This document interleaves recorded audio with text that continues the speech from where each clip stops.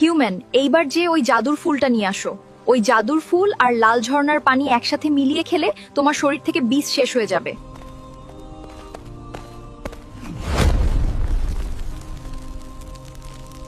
Human, তুমি এইবার এই ফুল থেকে একটি পাপড়ি ছিঁড়ে আর জাদুর লাল পানি একসাথে খাও, তাহলে তোমার শরীর থেকে বিষ শেষ হয়ে যাবে।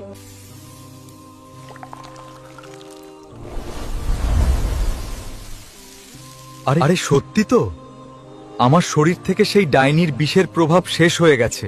পাতালপুরের রাজকন্যা, আপনি না থাকলে আমি আজ বাঁচতাম না। আপনাকে অনেক অনেক ধন্যবাদ আমার জীবন বাঁচানোর সাহায্যের জন্য।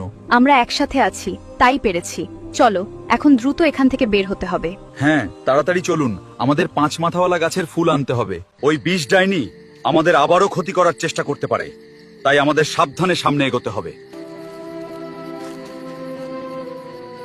আরে হঠাৎ এত বাতাস শুরু হলো কেন, কিছুই তো বুঝতে পারছি না। আবার কোনো বিপদ আসছে নাকি? সেনাপতি, তুমি ওই 20 ডাইনির সাথে মিলে আমার বাবা মাকে হত্যা করেছো, আমাদের রাজ্য দখল করে নিয়েছো। এখন কি চাও আমার কাছে?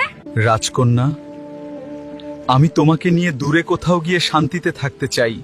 আমি তোমাকে বিয়ে করতে চাই। আমি বেঁচে থাকতে তা কখনো হবে না। তুমি জানো, তুমি যদি আমাকে বিয়ে করতে তাহলে তোমার বাবা মা আর রাজ্য হারাতে হতো না।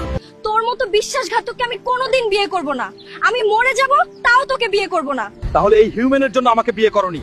আজ এই হিউম্যান আর তোমাকে দুইজনকেই মরতে হবে। শোন হিউম্যান, যদি লড়াই করার চেষ্টা করিস এখনই রাজকন্যাকে মেরে ফেলবো।